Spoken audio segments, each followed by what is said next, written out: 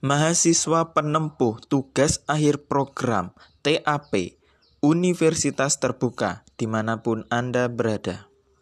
Berjumpa kembali bersama saya di Bara Mas Yudra Channel. Pada video kali ini kita akan membahas mengenai sistematika pengerjaan soal ujian TAP bagi mahasiswa UT tahun 2021. Perlu diketahui bahwa untuk menjadi peserta atau mahasiswa yang menempuh TAP atau tugas akhir program harus memenuhi berbagai macam persyaratan. Nah, sebagaimana video di atas, kalian bisa tonton video tersebut ya mengenai persyaratan-persyaratan apa saja yang diperlukan oleh mahasiswa untuk bisa mencapai TAP. Video ini akan berfokus pada sistematikanya TAP saja ya, mengenai soal-soalnya, bagaimana cara menjawab soalnya, apa saja aturan yang ada, dan beberapa teori dari setiap program studi yang ditempuh. Dalam pelaksanaan TAP itu dilaksanakan di hari Sabtu ya. TAP Universitas Terbuka dilaksanakan di hari Sabtu sebelum pelaksanaan jadwal UAS minggu kedua. Nah, persyaratannya itu harus membawa KTPU TAP, terus hadir di lokasi TAP, ujian TAP minimal 15 menit ya. Terus membawa identitas pendukung seperti KTM, KTP atau SIM. Peserta wajib mengetahui lokasi ujian H-1 dari tanggal ujian. Keterlambatan hadir dari 30 menit setelah ujian dimulai dianggap tidak hadir, artinya dianggap gugur tidak mengikuti ujian TAP di hari tersebut. Nah, itu adalah ketentuan umum dari TAP. Ini juga perlu diperhatikan bagi mahasiswa karena misalnya kita lupa tidak mencetak KTPU atau tidak membawa KTPU bakal menunda waktu atau menghambat waktu pengerjaan nantinya. Perlu diketahui bahwa ujian TAP ini dilaksanakan selama 3 jam, mulai dari jam 8 pagi hingga jam 11 pagi. Dalam naskah soal TAP itu ada 2 bundle ya. Yang pertama adalah naskah soal dan kedua adalah buku jawaban ujian atau BJU. BJU ini berisi mengenai identitas mahasiswa peserta ujian TAP, diisi dengan ballpoint. Kemudian ditandatangani di sana ada beberapa form pengisian. Kemudian untuk naskah soal ya berisi soal-soal TAP yang akan diujikan kepada mahasiswa. Naskah soal sendiri ini bebas, jumlah naskah soal ini tergantung dari setiap program studi. Terus untuk untuk BJU atau lembar jawaban ujian atau buku jawaban ujian ini hanya dibatasi 7 lembar kertas HVS A4 ya. Dibatasi 7 lembar kertas HVS A4 BJU-nya ya. Artinya jika jawaban kita itu lebih dari 7 lembar, maka misalnya belum selesai ya.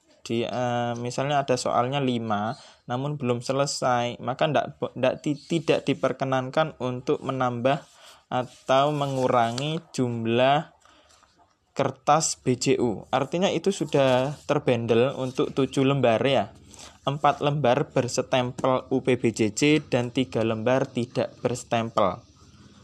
Berarti kan gini, untuk menjawab suatu naskah soal TAP itu diperlukan minimal 4 lembar jawaban TAP. Kalau untuk program studi eksak, misalnya matematika ataupun manajemen akuntansi, itu kan tidak seperti itu peraturannya. Bebas kan, karena hitung-hitungan kan ilmu pasti. Nah, kalau misalnya untuk yang tidak pasti, ilmu yang butuh wawasan atau penalaran, maka diupayakan minimal 4 lembar. Nah, karena ada ketentuan-ketentuan jawaban ini dianggap benar atau bernilai tinggi. Nah, Sudah ya, berarti dalam satu bundle itu berisi naskah soal dan BCU. Naskah soalnya ya naskah soal bisa tergantung poinnya ada berapa saja, apa ada hanya 2 soal atau 5 soal. Terus BCU-nya itu 7 lembar, 4 lembar berstempel UPBJJ, dan 3 lembar tidak berstempel. 4 lembarnya yang tadi berstempel itu bergaris ya, sedangkan 3 lembarnya tidak bergaris. Baiklah, kita mulai kepada beberapa poin aturan dalam ujian TAP. Ujian TAP ini boleh tidak membuka buku atau membuka modul. Boleh tidak menggunakan kalkulator. Boleh tidak menggunakan tabel sebuah mata kuliah atau menggunakan kamus. Diingat bahwa setiap program studi memiliki ketentuannya sendiri-sendiri. Artinya ada program studi yang membolehkan membuka modul, menggunakan kalkulator, ataupun hanya menggunakan tabel, atau keempatnya menggunakan kamus ya. Keterangan penggunaan buku, pembukaan modul, kalkulator, penggunaan tabel, dan kamus ini telah ada di naskah soal. Di naskah soal itu ada ketentuan-ketentuan mengenai penggunaan keempat poin tersebut. Jika diperbolehkan menggunakan modul, membuka modul, maka boleh kita mengambil modul ya. Sudah. Nah, ketentuannya. Nah, kita akan beralih kepada ketentuan pengerjaan soal TAP. Karena soal TAP ini kan menentukan kelulusan. Mahasiswa universitas terbuka itu harus lulus dengan minimal nilai TAP-nya adalah C. Apabila nilai ujian TAP kita ini C- ataupun D, maka kita diupayakan, dianjurkan, dan diwajibkan untuk melakukan ujian tap ulang. Biayanya 200.000 per TAP ya. Jadi usahakan ujian TAP ini dikerjakan secara maksimal, optimal, dan maksimum ya, agar memperoleh nilai terbaik. Kalau ada nilai C, TAP-nya dapat C-, maka harus mengulang karena tidak lulus kan, karena syarat lulus TAP itu harus C. Baiklah, kita mulai ketentuan-ketentuan pengerjaan soalnya. Ini bukan teknisnya, tapi ini rentetan bagaimana cara menjawab soal ujian TAP ya. Yang pertama adalah pemahaman terhadap pertanyaan yang ditanyakan. Soal TAP ini hanya beberapa lembar ya, tidak sampai 10 lembar, sedikit ya. Itu terkadang uraian. Soalnya adalah sebuah teks bacaan dan banyak sekali, cukup repot untuk membacanya ya, apalagi tahun 2020 kemarin adalah tabnya berbasis online ya. Tabnya itu naskah soalnya ada di layar monitor, sedangkan BJU-nya dalam bentuk cetak ya. Nah, jadi cukup membuat mata panas ya, karena harus menatap layar komputer. Yang pertama adalah pemahaman terhadap pertanyaan yang ditanyakan. Kita baca dulu secara keseluruhan, baca berulang-ulang boleh, kemudian kita kembali ke soal. Misalnya apa yang ditanyakan? Misalnya kita belum paham, baca lagi dari awal. Misalnya masih tetap tidak bisa, kita pindah ke soal nomor 2. Namun biasanya, ini pengalaman saya bahwa soal TAP itu berurutan. Ya, ada satu teks bacaan, kemudian misalnya soalnya 5, itu berurutan jawabnya ya. Nomor 1 misal tanya ini, nomor 2 itu berkaitan dengan yang nomor 1, sehingga rentet urut ya. Terus kriteria kedua adalah pemahaman terhadap isu, masalah, pernyataan, atau kunci yang ditulis dalam kasus. Berarti apa kata kunci dari sebuah bacaan tersebut?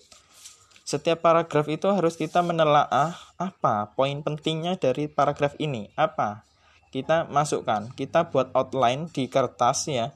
Nanti disediakan kertas waktu ujian ya, itu kita buat, atau kita menuliskan di KTPU TAP ya, di sana outline-nya apa saja yang dibahas dalam soal atau teks bacaan tersebut. Baru kita bisa menjawab soalnya. Terus kriteria ketiga adalah titik pandang yang digunakan dalam memahami masalah. Apa yang akan kita lakukan jika sudah mengetahui, oh ini bagian berarti kita pakai teori yang ini. Oh kita menjawabnya dengan yang ini. Nah kita harus menentukan itu. Titik pandangnya apa yang akan kita nilai dari sebuah teks bacaan. Terus kriteria keempat adalah pemahaman terhadap informasi yang disajikan dalam kasus. Apabila kita tidak paham, ya jelas kita tidak bisa menentukan titik pandangnya atau titik fokus dari kasus yang akan kita perbuat atau perbicarakan. Kriteria kelima adalah pemahaman tentang konsep kunci yang dimiliki sebagai dasar analisis. Lah, kita sudah mengetahui, oh ini pakai teori, misalnya teori cost benefit ya, makanya kita gunakan ini. Misalnya pakai teori strategi Bryson, lah kita harus menggunakan teori ini sebagai konsep kunci untuk menjadi dasar analisis. Kriteria keenam adalah analisis yang digunakan dalam menganalisis permasalahan yang terjadi dalam teks bacaan tersebut. Setelah kita menentukan konsep kuncinya yang menjadi dasar analisis, kita barulah menganalisis. Kenapa hal ini bisa terjadi dalam teks bacaan? Kita itu menggunakan dasar analisis, baru kita bisa menghasilkan analisis diri kita sendiri. Bagaimana? Oh, seperti ini berarti penjawabannya. Kemudian kriteria ketujuh adalah penafsiran dan kesimpulan. Ini masalah ditafsirkan bagaimana setelah kita sudah menganalisis ini, apa yang harus kita tafsirkan dari dasar-dasar analisis ini, kemudian menghasilkan sebuah pemikiran atau jawaban yang memang benar mengacu kepada sebuah analisis dan tafsiran dari teks bacaan yang sedang disajikan dalam ujian TAP. Harus kita tafsirkan secara benar dan matang, sehingga menciptakan sebuah kesimpulan akhir, oh seperti ini berarti akhir dari jawaban saya. Kemudian kriteria ke-8 adalah pemberian atau penyampaian saran atau rekomendasi.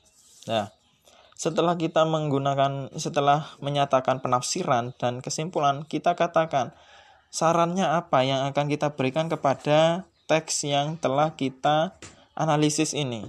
Oh, misalnya harus seperti ini, harus mengingat dengan ini, berarti kita harus menggunakan analisis ini sehingga kita menciptakan sebuah saran kepada teks bacaan tersebut. Iya, berarti harus disampaikan. Lah, dari itulah 8 kriteria penilaian jawaban ujian TAP yang kita tuliskan di BJU. Jadi seperti itu urut-urutannya. Kurang lebihnya seperti itu jika menjawab, iya. Nah, intinya kan kita langsung menjawab pada proses pencarian dasar analisisnya apa, kemudian kita menganalisis, kemudian kita menafsirkan, dan kita memberikan saran atau rekomendasi. Sehingga masalah itu akan terselesaikan oleh pikiran kita, ya kan? Artinya dalam menjawab soal TAP, ya, itu harus tuntas, berurutan ya. Kita tentukan dasarnya apa, kemudian kita baru menganalisis, kita kemudian menafsirkan bagaimana ini. Kalau bisa kita berikan pengaplikasiannya bagaimana, terus berikan saran.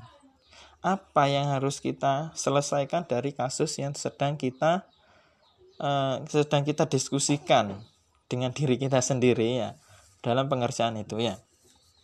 Nah, itulah 8 kriteria dalam penilaian ujian TAP, sehingga kita harus benar-benar memahami mata kuliah pendukung TAP, karena setiap program studi itu memiliki berbeda-beda muatan mata kuliah pendukung TAP-nya. Ada yang 3, ada yang 5, ada yang 7, sehingga beda-beda.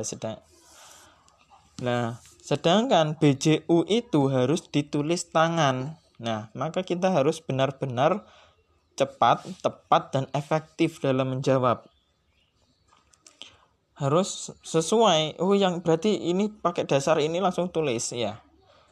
Harus pikirkan dulu, karena kalau tidak mungkin kan kita harus mengtipek lagi jawaban-jawaban itu kan memakan waktu sebenarnya. Kita tentukan dulu ya melalui outline yang telah kita buat ya.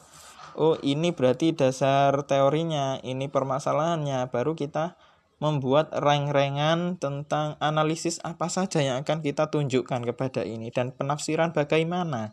Lah, itu untuk bisa menghemat waktu karena 3 jam waktu ini cukup singkat sebenarnya jika untuk menjawab soal TAP ya. Memang soalnya cuma 1 ya, tapi berpoin-poin. Soalnya 1 sih. Terus ada 1A, 1B, 1C, 1D seperti itu. Jadi banyak kan soalnya. Nah, itulah 8 kriteria dalam memperoleh nilai ujian TAP yang cukup tinggi atau memuaskan ya. Sehingga harus diperhatikan tadi ya. Nah, hanya itu saja yang bisa saya sampaikan di sini. Ini akan saya berikan contoh bagaimana cara menjawab soal TAP. Ya, adalah contoh TAP, soal TAP-nya ya. Silakan kalian simak dan kalian pelajari. Dan semoga mendapat nilai terbaik dalam ujian TAP, paling tidak A ya. Mendapat nilai A ini sudah luar biasa bagus. Inilah soal TAP, mahasiswa Universitas Terbuka yang bakal menempuh ujian TAP 2021 pada 3 Juli 2021. Ini sudah sesuai kalender akademik yang terbaru. Karena ada beberapa perubahan kalender sehingga pelaksanaan ujian TAP dilaksanakan pada 3 Juli 2021.